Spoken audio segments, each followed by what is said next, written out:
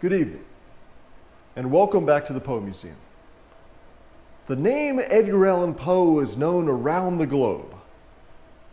But did you ever notice?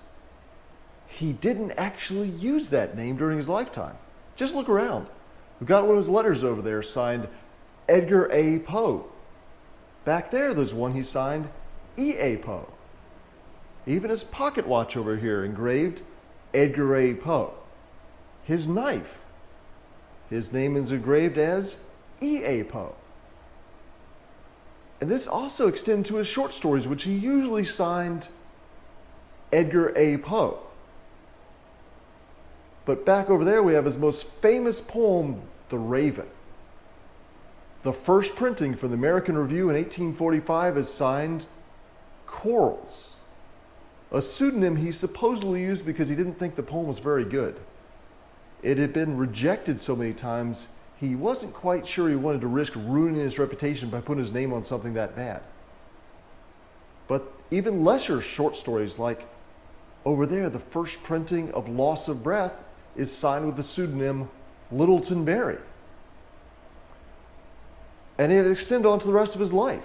When he enlisted the U.S. Army, he used the name Edgar A. Perry, as if no one would ever figure that one out.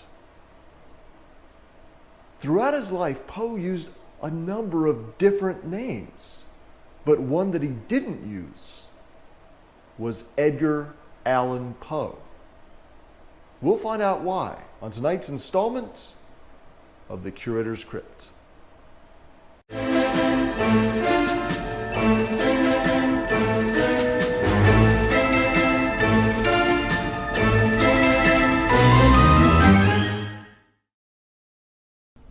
Now, Poe wasn't born with the middle name of Allan. He got it from this guy, his foster father, John Allan, who shortly after taking in the 2-year-old orphaned Edgar Poe, christened him with his own last name.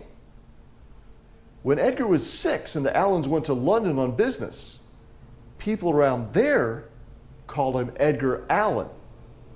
It was after, at age 11, he came back to the United States, people in Richmond went back to calling him Edgar Poe. By the time Poe was a teenager, he and Allan were so often quarreling that eventually 18-year-old Poe stowed away aboard a coal ship bound for Boston. The Allans had no idea where he went. He told them he went to St. Petersburg, Russia. When he got to Boston, he published his first book, Tamerlane, using another pseudonym, a Bostonian. When Allan died, he left Poe out of the will. Even though he made provisions for 2 of his illegitimate children, he says in the will he's never actually seen before. But some lady said they're his, though they deserve something. So you can see why Poe might not have wanted to be reminded of his foster father by using the middle name of Allan. So that's one of the theories about why he chose not to go by that middle name. Another one is maybe he just liked the sound of Edgar A. Poe. It does sound kind of catchy. But I've got another theory. Maybe Edgar Allan Poe foresaw that in the future, no one would be able to spell his middle name correctly. It started even back in his time.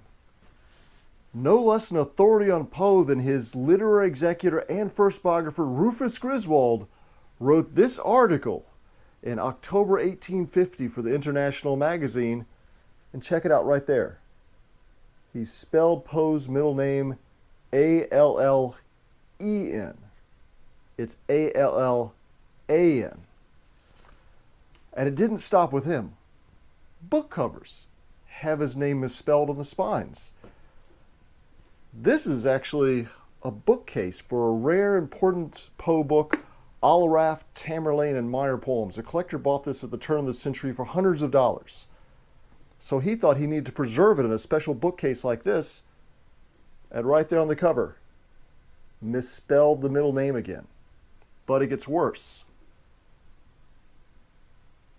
Here's a bronze bust of Poe by George Julian Zolnay from 1898. It's actually a pretty nice sculpture. But look down there at the base.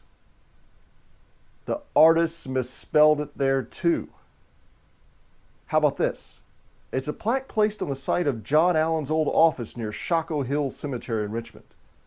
Don't get me wrong, I appreciate that someone went through the trouble of placing a heavy bronze plaque on the site, but do you think they could have checked their spelling before installing it?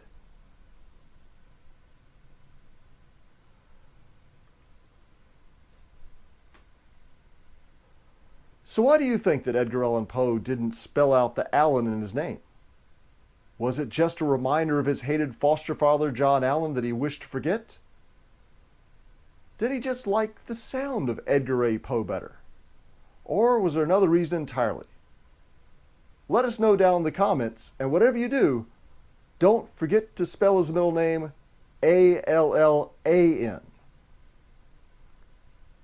Now, if you'd like to help the Poe Museum spread the word about how to correctly spell Edgar Allan Poe's middle name, why not support the museum at patreon.com/Poe Museum? And patrons get to see videos like this, and even ones that are better than this, before anyone else. Well, thanks for joining us, and I leave you with more gratuitous footage of Edgar and Pluto, the Poe Museum cats.